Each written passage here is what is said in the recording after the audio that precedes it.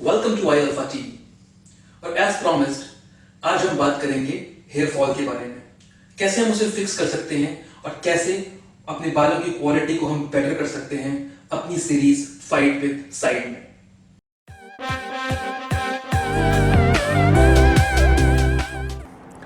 तो दोस्तों, इस वीडियो में हम सबसे पहले बात करेंगे वाई हेयर फॉल, और उसके बाद हम, जैसे मैंने पहले भी कहा था, कि कंप्लीट सॉल्यूशन के बारे में बात करने वाले हैं। तो हम यहाँ बात करेंगे फर्स्ट ऑफ ऑल आयुर्वेदिक या घरेलू नुस्खे, सेकंड हम बात करेंगे होम्योपैथिक मेडिसिन्स, थर्ड हमारा होगा एलोपैथिक मेडिसिन्स और हेयर ट्रांसप्लांट के options. So why hair fall? So hair fall का सबसे जो इंपॉर्टेंट कारण है, रीजन है, वो है जेनेटिक्स। अब जेनेटिक्स का मतलब है कि हमारे पेरेंट्स की, हमारे अंकल, हमारे ब्लड रिलेटिव्स की हेयर लाइन कैसी है, उसके ऊपर बहुत ज़्यादा डिपेंड करेगा कि हमारी हेयर लाइन कैसी होने वाली है। इसके अलावा जो इंपॉर्टेंट फैक्टर हैं वो हैं बालों में ब्लड सर्कुलेशन, आपके स्कैल्प में ब्लड सर्कुलेशन कैसा है, थायराइड भी एक प्रॉब्लम है, अंडर एक्टिव थायराइड जो होता है वो भी प्रॉब्लम क्रिएट कर सकता है। उसके अलावा हार्मोनल इम्बैलेंस आपके हेयर के ऊपर इम्पैक्ट डाल सकता है, बैड इम्पैक्ट डाल सकता है। इसके अलावा बहुत सारे सप्लीमेंट्स जो हम सब जानते हैं, हम इसके बारे में बात करने वाले हैं, और किस टाइप के सप्लीमेंट या परफॉर्मेंस इन्हांसिंग ड्रग्स आपके बालों को नेगेटिवली इम्पैक्ट कर सकते हैं, उनके बारे में हम बात करते हैं। न्यूट्रिशन की बात नहीं करी तो अंडर न्यूट्रिशन, अगर आपके खाने में प्रोटीन और इंपॉर्टेंट मल्टीविटामिन की कमी है तो वो भी आपका हेयर फॉल में आपका क्रिएट कर सकता है, एक प्रॉब्लम बन सकता है वो भी। अब दवाइयों की बात कर लेते हैं, मेडिकेशंस की बात कर लेते हैं, जिनकी वजह से आपको हेयर फॉल हो सकता है। और आप शायद जानना भी चाह रहे हैं इस वीडियो में कि जो चीज़ें आप ले रहे हैं क्या उनसे हेयर फॉल हो सकता है। तो इस लिस्ट में सबसे ऊपर जो आता है वो आता है DHT, वो ड्रग्स जिनसे DHT बढ़ता है, डाईहाइड्रोटेस्टोस्टेरोन। और ऐसे ड्रग्स होते हैं परफॉर्मेंस इनहांसिंग ड्रग्स, स्टीरॉयड्स, और भी इनके अलावा भी कई सारी दवाइयाँ। तो ये नंबर 1 पे है। नंबर 2 पे मैं कहूँगा कैंसर ट्रीटमेंट में यूज होने वाले ड्रग्स। अब आप वो क्यों लेंगे, आप वो नहीं लेंगे, लेकिन PCT में जो हम सबसे पॉपुलर चीज टिमोक्सिफिन सिट्रेट यानी कि नोल्वाडेक्स यूज करते हैं, वो एक्चुअल में कैंसर ट्रीटमेंट और भी ब्रेस्ट कैंसर ट्रीटमेंट के लिए यूज होता है, और इसका एक पोटेंशियल साइड इफेक्ट है हेयर लॉस। उसके अलावा अगर आपको थायराइड की प्रॉब्लम है, आप उसकी दवाइयां ले रहे हैं, तो वो भी आपका हेयर लॉस में ऐड कर सकता है, आपका हेयर लॉस वो भी कर सकता है। फिर इसके अलावा आप अगर एक्सेसिव विटामिन ए यूज करते हैं, यानी कि आप मल्टीविटामिन भी ले रहे हैं जिनमें विटामिन ए है, आप खाना भी ऐसा खाते हैं जिनमें मल्टीविटामिन यानी कि विटामिन ए ज्यादा है, तो उससे भी हेयर फॉल हो सकता है। तो ये IUs होते हैं जिससे हम नापते हैं कि कौन सा सब्सटेंस, कौन सा मल्टीविटामिन आपको कितना लेना चाहिए। तो अगर आप इंटरनेट पे सर्च करेंगे तो आपको पता लगेगा कि विटामिन ए किस लेवल तक लेना चाहिए IU में। IU उसकी नापने की यूनिट होती है। तो ये एक इंपॉर्टेंट फैक्टर है। इसके अलावा अगर आप ऐसे वेट लॉस ड्रग्स यूज करते हैं जिससे ड्रामेटिक वेट लॉस होता है, तो वो भी आपका हेयर फॉल में एड ऑन कर सकता है।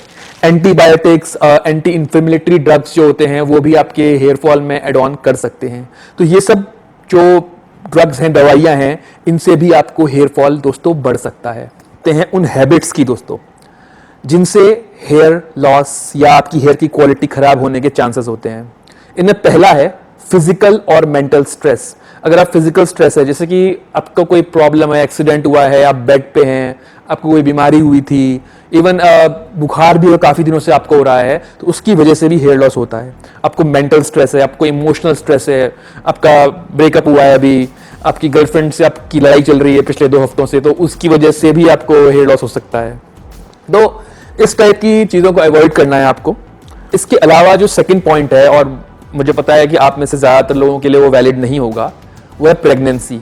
तो प्रेगनेंसी के दौरान जो हार्मोनल इम्बैलेंस होता है, उससे भी हेयर लॉस होता है लड़कियों के अंदर। फिर तीसरा टॉपिक है वही जो मैंने आपको शायद पहले बताया है, ड्रामेटिक वेट लॉस। अगर आप बहुत अच्छा ट्रांसफॉर्मेशन आप कर रहे हैं, ड्रामेटिक वेट लॉस कर रहे हैं, 3 महीने के अंदर आपने 20 किलो कम करने का चैलेंज लिया है या कर चुके हैं, तो उसमें भी आपकी हेयर की क्वालिटी गिर सकती है। इसके अलावा दोस्तों ओवर स्टाइलिंग, यानी कि आप बहुत ज़्यादा स्टाइल कर रहे हैं बालों में, different gels, different paste, different products, straightening करवा रहे हैं, तो उससे भी आपकी क्वालिटी डाउन होगी, हेयर फॉल होगा, हेयर थिनिंग होगी। और सबसे इंपॉर्टेंट पॉइंट, अगर आपकी डाइट टाइट नहीं है, डाइट राइट ट्रैक पे नहीं है, तो आपके बालों को बहुत ज़्यादा नुकसान होने वाला है। आपकी डाइट में प्रोटीन बहुत इंपॉर्टेंट है, मल्टीविटामिन बहुत इंपॉर्टेंट है, इनके अंदर विटामिन B7 जो कि बायोटिन है वो बहुत ज़रूरी है होना आपकी डाइट के अंदर। तो ये चीज़ें आपको अपने ट्रैक पे रखनी है, जिनसे आपकी हेयर की जो क्वालिटी है वो हमेशा बनी रहेगी। तो दोस्तों, अब बात करते हैं कैसे हेयर फॉल को कम करना है, कैसे हेयर की क्वालिटी को इम्प्रूव करना है। सबसे पहले बात करते हैं घरेलू नुस्खों की, होम रेमेडीज की। इसमें कुछ आयुर्वेदिक दवाइयां भी इंक्लूड होंगी हमारी, और काफ़ी सारी होम रेमेडीज आपको मिलेंगी आपके पेरेंट्स से, आपके रिश्तेदारों से, आपके अड़ोस पड़ोस। बहुत सारे लोग यूज़ करते हैं डिफरेंट होम रेमेडीज़, पर मैंने यहाँ पिक करी हैं जो मुझे पता है और जिसके बारे में मुझे आइडिया है कि ये काम करती हैं, काफ़ी पॉपुलर हैं। सबसे पहली जो मैं आपको बताता हूँ वो है मेथी के बीज। मेथी के बीज की एक खासियत होती है कि आपकी जो ग्रोथ है, हेयर की ग्रोथ है, इसको ये इम्प्रूव करता है। कैसे? इसके अंदर निकोटेनिक एसिड नाम की एक एसिड होती है जो इसको ऐसा एजेंट बनाती है कि आपके जो बालों के स्कैल्प है उनमें जाके इसको इम्प्रूव करती है, स्कैल्प में जाके इम्प्रूव करती है। तो इसे यूज़ कैसे करना है? इसको आपको रात को पानी में भिगोना है, उसके बाद सुबह इसका पेस्ट बनाना है, बालों में 1 घंटे तक लगाना है और उसके बाद धोना है इसको। और शैम्पू से नहीं धोना, शैम्पू आपको 24 घंटे तक यूज़ नहीं करना है। इसको आप 2 से 3 महीने यूज़ करेंगे तो आपको इम्प्रूवमेंट नज़र आएगा। आप ये मत सोचिएगा कि आपने 2 हफ्ते लगा लिया और आपको इम्प्रूवमेंट नज़र आ जाएगा। हफ्ते में 2 से 3 बार यूज़ करना है और इसको कंटिन्यू करना है। आपको 2 महीने के बाद कुछ इम्प्रूवमेंट नज़र आनी शुरू होगी। दूसरा पॉइंट है, दूसरा जो प्रोडक्ट है वो है एलोवेरा। इसकी आपने बहुत एडवर्टीजमेंट देखी होगी। इसको भी आप बालों में लगा सकते हैं। इसके साथ विटामिन ई की कैप्सूल आप मिला लीजिए, इवियन, जो मैं अपने पुराने वीडियो में आपको बता चुका हूं, और इसको 15 से 20 मिनट तक बालों में लगा के रखिए और धो लीजिए। हफ्ते में 2 से 3 बार आपको इसे यूज़ करना है। और ये कैसे काम करता है? ये आपके बालों के जो जड़ होती है उसका जो pH लेवल होता है उसको ये न्यूट्रलाइज करता है और बालों की ग्रोथ को थोड़ा बढ़ाता है। जो आपकी ग्रोथ रुक गई है या जो ग्रोथ में प्रॉब्लम्स। नेक्स्ट है हॉट ऑयल मसाज। इसमें आपको करना क्या है कि आपकी जो जड़ें हैं, स्कैल्प की मसाज करनी है थोड़ा ऑयल को गर्म करके। आप कोई भी ऑयल ले सकते हैं, लेकिन मेरा फेवरेट है कैस्टर ऑयल। इसके अलावा आप कोकोनट ऑयल, आलमंड ऑयल, सरसों का तेल, कोई भी तेल यूज़ कर सकते हैं। विटामिन ई की कैप्सूल्स अगेन आप मिला सकते हैं इसके अंदर, और इससे आप स्कैल्प जड़ों की उंगलियों से मसाज करिए हफ्ते में 2 या 3 बार। तो इससे भी आपका क्या होगा कि सर्कुलेशन ब्लड का बढ़ेगा और आपका हेयर ग्रोथ दोबारा से स्टार्ट हो सकती है। जैसे आपने टीवी में एडवर्टीजमेंट देखे होंगे रात को कि गर्म ये औषधियाँ या डिफरेंट टाइप के आपके प्रोडक्ट्स आते हैं, वो भी काम वही करते हैं और स्कैल्प के अंदर जो सर्कुलेशन है ब्लड का उसको इम्प्रूव करके कुछ हद तक आपका हेयर ग्रोथ को दोबारा बढ़ा सकते हैं। इसके अलावा कई सारी छोटी छोटी रेमेडीज हो सकती हैं, जैसे दही और हनी, कर्ड प्लस हनी आप बालों में लगा सकते हैं, उससे काफ़ी इंप्रूवमेंट आती है। फिर गुड़हल के पत्ते या फूल, गुड़हल एक पेड़ होता है, उसके पत्ते या फूल को आप ओवरनाइट पानी में डुबो के रखें और सुबह उसको आप वही पेस्ट बना के अपने बालों में लगा सकते हैं। तो इस टाइप की रेमेडीज भी काफ़ी कारगर हैं, काफ़ी पॉपुलर हैं। इसके अलावा आप आंवला का पल्प भी यूज़ कर सकते हैं। एप्पल साइडर विनेगर आता है मार्केट में, उससे आप यूज़ कर सकते हैं, वो भी काफ़ी अच्छा होता है बालों की सेहत के लिए।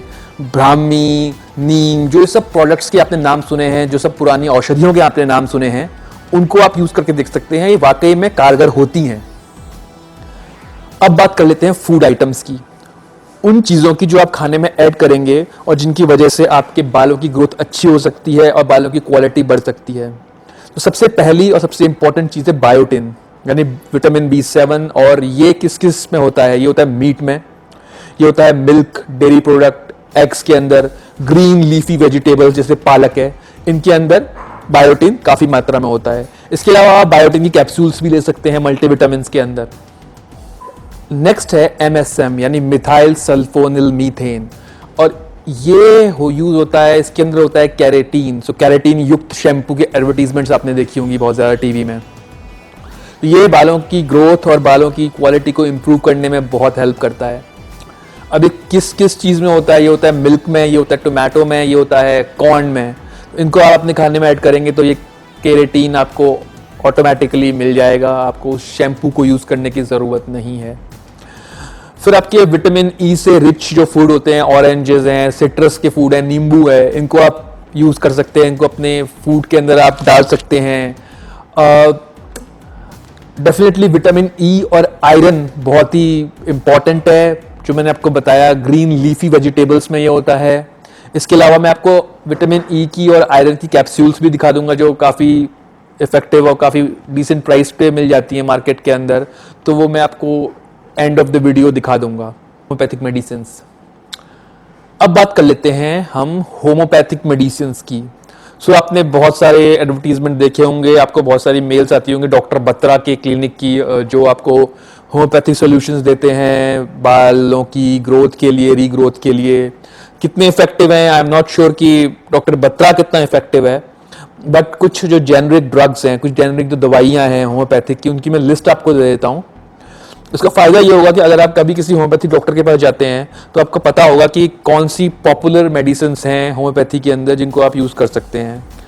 ये मैंने काफ़ी रिसर्च करके ढूंढी हैं ये चीज़ें, और मेरी फैमिली में भी कई लोग होम्योपैथी पे बिलीव करते हैं और फैमिली के अंदर ही होम्योपैथिक डॉक्टर भी हैं, तो इसलिए मैं कुछ ज़्यादा जानता हूँ उसके बारे में। तो इसके नाम प्रोनाउंस करने थोड़े मुश्किल है, मैंने अपनी नोटपैड में ये नोट किए हुए हैं, तो मैं आपको थोड़ा देख के बता दूंगा इनके नाम। जो मोटे मोटे तौर पे जो यूज़ होती हैं उनमें से हैं फ्लोरिकम एसिडम, फॉस्फोरस, कैल्सक्रस कार्बोनिका, विलिका माइनर और सिलिका। ये जो है, ये जो नाम है मेडिसिन की, मैं अपनी वीडियो के डिस्क्रिप्शन में नीचे डाल दूंगा, तो आप वहाँ से देख सकते हैं।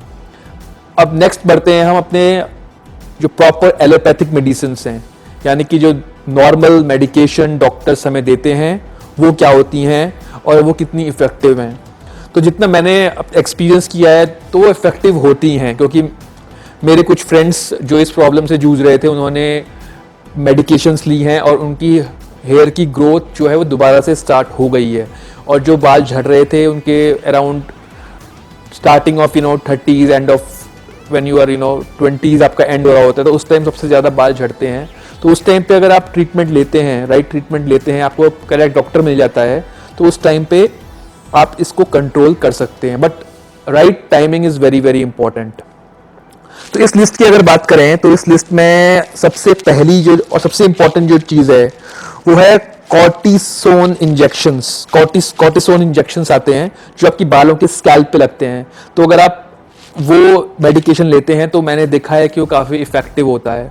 इसके अलावा कुछ और मेडिसिन हैं, जैसे कि मैनोडेक्सिल, फेनिस्टाइड, नॉक्सिन विटामिन्स और डीपीसीपी, डाइफिनाइल साइक्लोप्रोपेनेट। सो ये कुछ मेडिसिन के नाम हैं जो काफ़ी ज़्यादा यूज़ होते हैं हेयर फॉल ट्रीटमेंट के अंदर डॉक्टर्स के द्वारा। तो इसका भी मैं सारी डिटेल्स अपने डिस्क्रिप्शन में दे दूंगा, तो वहाँ से आप नोट कर सकते हैं। अब बात कर लेते हैं हेयर ट्रांसप्लांट की।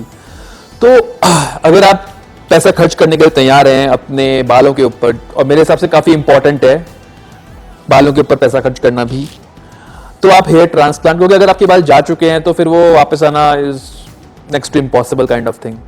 तो आपके पास दो पॉपुलर सोल्यूशन है, हेयर ट्रांसप्लांट और हेयर वीविंग। हेयर ट्रांसप्लांट की कॉस्ट स्टार्ट होती है अराउंड 30,000 रुपीज से, और आपके वो बॉडी के पार्ट के बाल जो जनरली झड़ते नहीं हैं उन बालों को आपके बालों पे सर के ऊपर लगाया जाता है। इसकी कॉस्ट होती है 20 रुपीज पर बाल, पर स्ट्राइड से लेकर 40 रुपीज तक। तो अगर आप एवरेज आउट कर लीजिए, अगर आप 1000 स्ट्राइड्स या 1000 बाल लगवा रहे हैं तो कॉस्ट आएगी 30,000 रुपये। और कितना आपका ऑलरेडी डैमेज हो चुका है बालों का, उसके अनुसार आप सोच सकते हैं कि टोटल कॉस्ट कितनी आएगी। मेरे हिसाब से ये आती है लगभग 30,000 से 1 लाख रुपीज तक। दूसरा सॉल्यूशन है हेयर वीविंग, जहां सिंथेटिक हेयर आपके बालों पे ग्लूड यानी कि चिपका दिए जाते हैं, और बहुत सारे सेलिब्रिटीज जो हैं वो यही सॉल्यूशन यूज करते हैं, क्योंकि उनके पास टाइम नहीं होता है हेयर ट्रांसप्लांट का। ट्रांसप्लांट एक टाइम कंज्यूमिंग प्रोसेस है, उसमें ऑपरेट होता है आपके बाल, आपका सर ऑपरेट होता है कि एक स्ट्राइड इंसर्ट की जाती है। पर वीविंग में क्या होता है कि आपके सर के ऊपर सिंथेटिक बाल चिपका दिए जाते हैं। तो इसके अंदर आपकी कॉस्ट आती है लगभग एवरेज आउट 10,000 रुपये, और आपको हर 6 महीने में आपको जाना पड़ता है थेरेपिस्ट के पास, और आपको बार बार ये बाल ग्लूड अप या फिक्स करवाने पड़ते हैं। इसके अलावा भी कुछ इफ़ेक्टिव मेडिसिन्स हैं, दवाइयाँ हैं, सॉल्यूशंस हैं, जैसे कि बायोटिन का सीरम आता है, उसको आप बालों में लगा सकते हैं और आपकी ग्रोथ काफ़ी बढ़ सकती है उससे भी। DHT ब्लॉकर्स आते हैं, तो आपका जो DHT की वजह से हेयर फॉल होता है वो भी रुक सकता है। इसके अलावा इंपॉर्टेंट पॉइंट है, आपको बालों को साफ रखना है, गंदगी नहीं आने देनी है। अगर आप बाइक चलाते हैं तो ध्यान रखिए कि आपकी हेलमेट क्लीन हो। आपको पसीने आ रहे हैं तो आप कुछ रुमाल वगैरह अंदर की साइड से रख सकते हैं। तो ये चीज़ें आपको बहुत ध्यान रखनी है, क्योंकि ओवरऑल आप क्या कर रहे हैं, आप जो वीडियो का जो हम कर रहे हैं फाइट विद साइट, इस वीडियो का जो कंसेप्ट है वो ये है कि आप ऑलरेडी कुछ चीज़ें ऐसी ले रहे हैं, खा रहे हैं, जिमिंग कर रहे हैं, जिनकी वजह से आपके बाल झड़ सकते हैं। और अगर आप एक्स्ट्रा केयर नहीं करेंगे अपने बालों की, तो उसकी जो क्वांटिटी है, उसका जो परसेंटेज है वो और बढ़ सकता है। तो इस बात को ध्यान में रखना है। अब हम देख लेते हैं एक बार जो मेडिसिन की हमने बात करी थी। ये EVION है, विटामिन E। ये लगभग 20 रुपीज़ की 10 टैबलेट्स आती हैं। फिर आपका कैस्टर ऑयल, ये भी काफ़ी चीप है, 40 रुपीज़ के आसपास ही आता है। इसमें आप विटामिन E की कैप्सूल्स जो हैं वो आप मिलाइए, विटामिन E की कैप्सूल्स, और इसको आप बालों में लगा सकते हैं गर्म करके। और हमारे पास हैं ये आयरन की कैप्सूल्स, और ये आती हैं अप्रॉक्सीमेटली 90 रुपीज़ की। तो इसको भी आप यूज़ कर सकते हैं। बाकी मेरी फेवरेट बीकाडेक्सामिन तो है ही, इसके अंदर काफ़ी सारे आपको मल्टीविटामिन मिल जाएंगे। तो कंक्लूजन क्या निकला इस पूरे वीडियो का? कंक्लूजन ये है कि बहुत सारे सॉल्यूशंस हैं, मेडिकल सॉल्यूशंस हैं, होम रेमेडीज हैं जो आप यूज कर सकते हैं, लेकिन ये सब आपके लिए काम नहीं करेंगे। कुछ आपके लिए काम करेंगे, कुछ नहीं करेंगे। हर एक बालों की क्वालिटी, जेनेटिक्स, किस टाइप की वो दवाइयाँ दे रहे हैं, किस टाइप की वो सप्लीमेंट्स दे रहे हैं, वो डिफरेंट है। तो आपको हिट एंड ट्रायल करना है, आपको ट्राई करते रहना है चीज़ों को, और हो सकता है कुछ चीज़ें आपके लिए बेस्ट सूट करें, कुछ चीज़ें ऐसी हो जाए कि आपके बालों की क्वालिटी ऑसम हो जाए, कुछ प्रोडक्ट्स, कुछ दवाइयाँ ऐसी हों जिससे आपके बालों की क्वालिटी बढ़ने लग जाए। तो कुछ बेसिक्स से स्टार्ट करना है। विटामिन E, आयरन, बायोटिन युक्त खाना खाना है, इनके सप्लीमेंट्स आप ले सकते हैं, ऑन एंड ऑफ ले सकते हैं। तो ये चीज़ें हमें बार बार ट्राई करनी है, और इसका डिस्क्रिप्शन मैं नीचे दे दूंगा अपने डिस्क्रिप्शन बॉक्स में। और कोई भी क्वेश्चंस हो तो आपको पता है कि आपको कहाँ पे आना है, आप फेसबुक पे मुझे मैसेज कर सकते हैं। और जो हमारी साइट है iAlpha TV की, वो भी मैं डिस्क्रिप्शन में दे रहा हूँ। वो एक मैसेज बोर्ड की तरह होगा, वहाँ पे आप अपना यूजर अकाउंट बना के हम डिस्कशंस कर सकते हैं। हम जो सीनियर लोग हैं, जिनको ज़्यादा नॉलेज है, एक्सपीरियंस है, वो अपने एक्सपीरियंस शेयर कर सकते हैं जूनियर्स के साथ। और यही मेरा मेन कंसेप्ट है कि हम आपस में डिस्कस करें और बेस्ट सॉल्यूशंस दे के एक दूसरे की हेल्प करें। दोस्तों, ये था मेरा आज का वीडियो। लाइक करिए, सब्सक्राइब करिए, शेयर करिए वीडियोस, और मैं चाहता हूँ कि ज़्यादा से ज़्यादा लोग, ज़्यादा से ज़्यादा ट्रेनर्स इन सब वीडियोस को देखें और इनका फ़ायदा उठाएं। Thank you.